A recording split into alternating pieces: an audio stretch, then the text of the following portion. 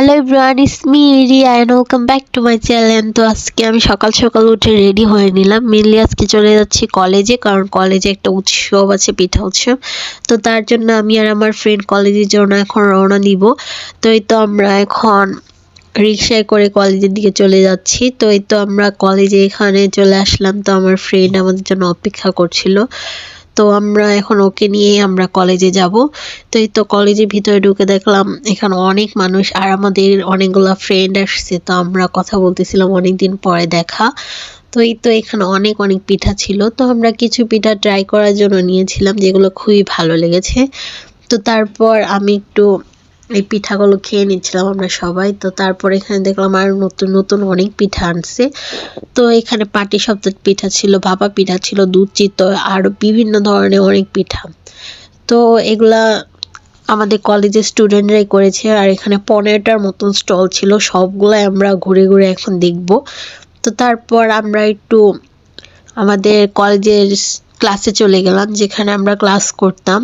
তো আমরা আমাদের বেঞ্চ দেখতেছিলাম যে আমরা এখানে আগে বসতাম। তো তারপর আমি একটু উপর থেকে ভিউ নিচ্ছিলাম যে উপর থেকে কেমন দেখা যায়, দেখলাম অনেক সুন্দর লাগে। তো এই তো আমি এখানে একটু পিঠা দেখতেছিলাম যে কোনটা খাওয়া যায়। তো আমার ফ্রেন্ড একটু ভিডিও নিচ্ছিল।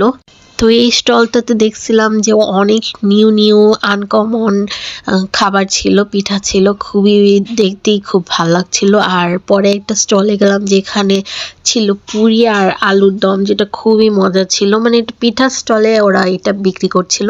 তো খুবই ভালো লাগছিল, আমার ফ্রেন্ড বলতেছে খুবই মজা।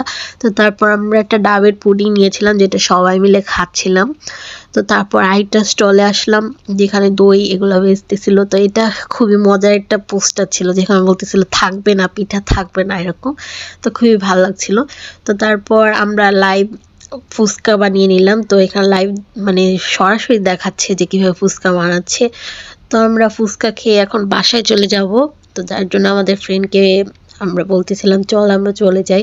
তো এই তো আমি একটু পিঠা বাসার জন্য নিয়ে নিয়েছিলাম। তো এখন আমি কলেজ থেকে বের হয়ে আমাদের বাসার জন্য রওনা দিব। আর বাহিরে অনেক কিছু বিক্রি করছিল। তো আজকের জন্য এটুকুই, আল্লাহ হাফেজ।